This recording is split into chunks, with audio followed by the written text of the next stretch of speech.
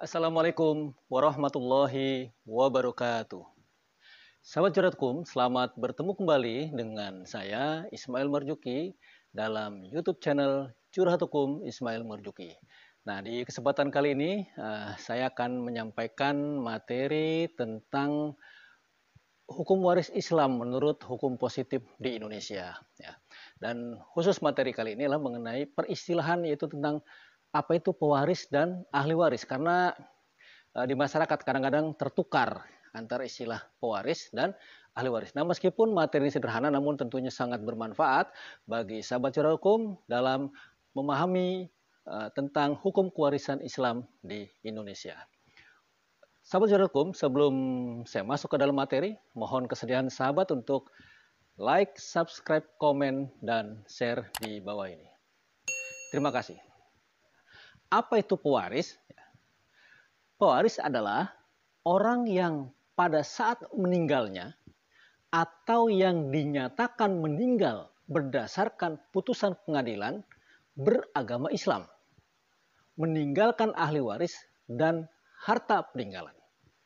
Jadi, istilah pewaris ini kalau kita jabarkan unsur-unsurnya ada 4.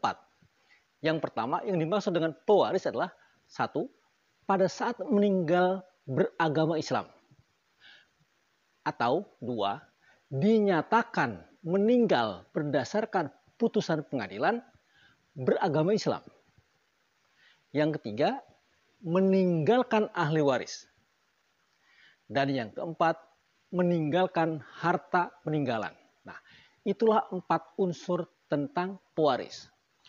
Dalam bahasa yang sederhana sekali, dapat saya sampaikan bahwa yang dimaksud dengan pewaris adalah orang yang meninggal dunia. Ya, itu bahasa sederhananya. Yang kedua, istilah ahli waris. Ahli waris adalah orang yang pada saat pewaris meninggal dunia mempunyai hubungan darah atau hubungan perkawinan dengan pewaris, beragama Islam, dan tidak terhalang karena hukum untuk menjadi ahli waris. Dalam bahasa yang sederhana, ahli waris adalah mereka yang masih hidup ketika pewaris meninggal dunia.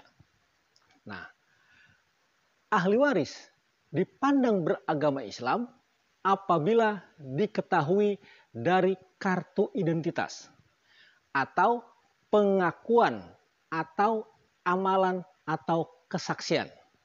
Sedangkan bagi bayi yang baru lahir atau anak yang belum dewasa, beragama menurut ayahnya atau lingkungannya. Nah, seseorang akan terhalang menjadi ahli waris apabila dengan putusan hakim yang telah mempunyai kekuatan hukum yang tetap dihukum karena 1. Dipersalahkan telah membunuh atau mencoba membunuh atau menganiaya berat para pewaris. Yang kedua, dipersalahkan secara memfitnah, telah mengajukan pengaduan bahwa pewaris telah melakukan suatu kejahatan yang diancam dengan hukuman 5 tahun penjara atau hukuman yang lebih berat. Sahabat curhat hukum, sekarang kelompok-kelompok ahli waris ya, adalah bahwa ahli waris itu dapat dikelompokkan ya, terdiri dari 1, menurut hubungan darah. Jika menurut hubungan darah dapat dibagi menjadi 2, yaitu ahli waris golongan laki-laki dan ahli waris golongan perempuan. Ahli waris golongan laki-laki terdiri dari ayah, anak laki-laki, saudara laki-laki, paman, dan kakek. Sedangkan dari golongan perempuan terdiri dari ibu, anak perempuan, saudara perempuan, dan nenek. Itu menurut hubungan darah. Sedangkan menurut hubungan perkawinan, ahli waris terdiri dari dudanya atau janda dari yang meninggal dunia. Sekarang bagaimana jika semua orang dalam golongan tersebut masih hidup atau ada ketika pewaris meninggal dunia? Maka apabila semua ahli waris masih ada, yang berhak mendapatkan warisan adalah anak, ayah, ibu, dan jandanya atau dudanya.